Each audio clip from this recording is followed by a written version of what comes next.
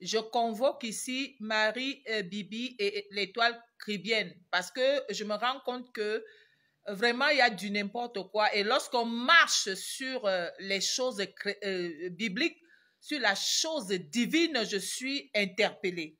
Maintenant, si vous voulez, vous m'écoutez, hein? Si vous voulez, vous ne m'écoutez pas. Vous savez, il y a tellement de l'orgueil sur les réseaux sociaux. Je ris parce que moi, j'ai plus de 54 ans, peut-être plus, je ne sais pas au moins.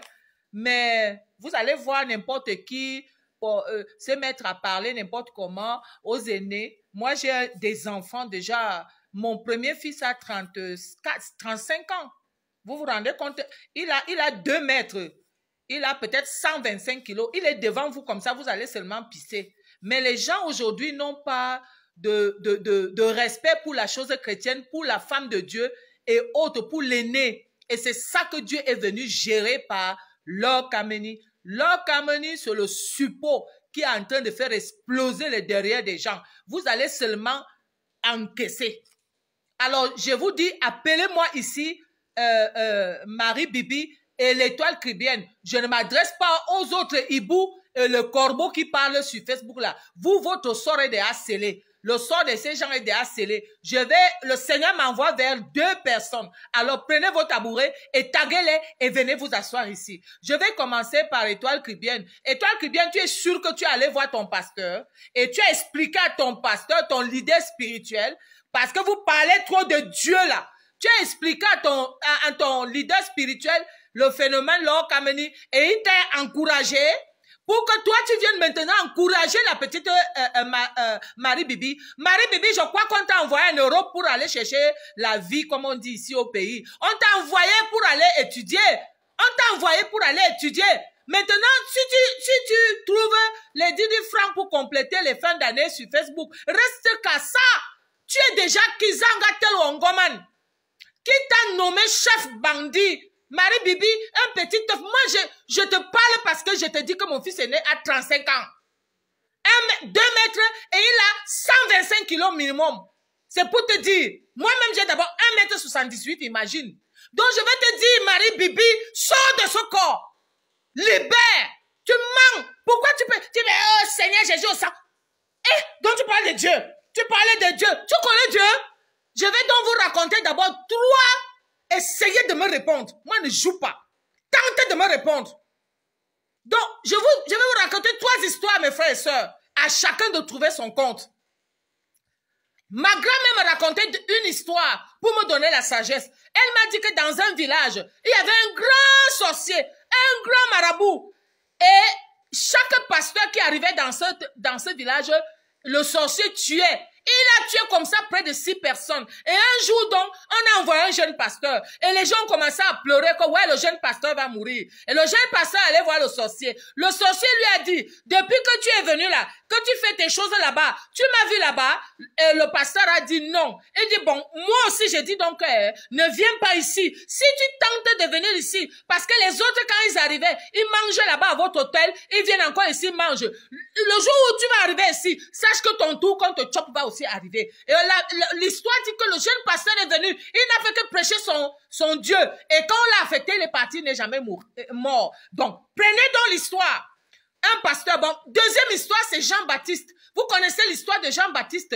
Il est né de Zacharie et d'Élisabeth, des parents déjà vieux. Donc, il est né plus que comme miraculeux parce que l'ange a parlé à Marie et a parlé à Élisabeth. Voilà Jean-Baptiste qui est né. Il n'a jamais mangé ni le sang, ni la viande, ni quoi que ce soit.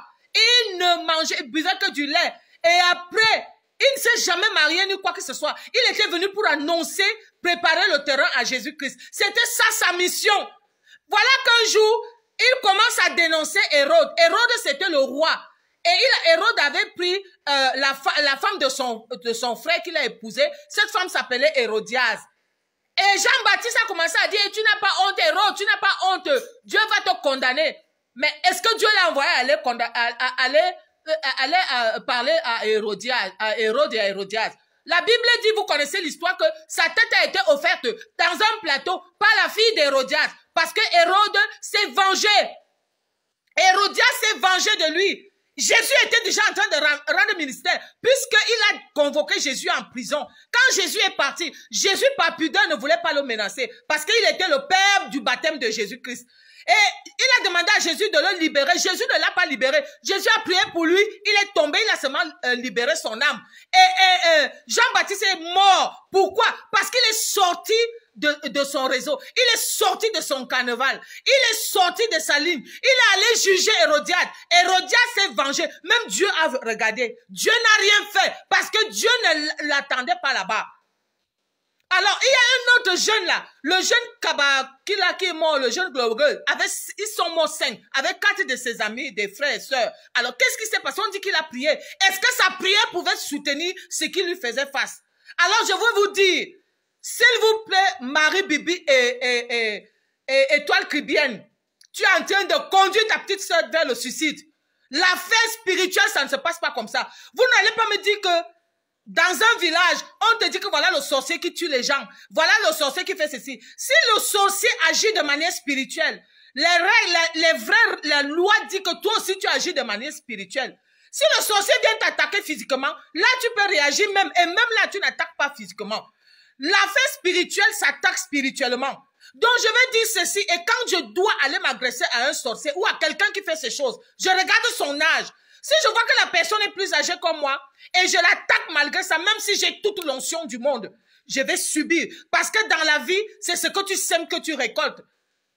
Tu ne peux pas cracher en l'air et prier que ça ne tombe pas sur toi. Marie Bibi, tu es parti là-bas pour faire tes études. Tu es parti là-bas.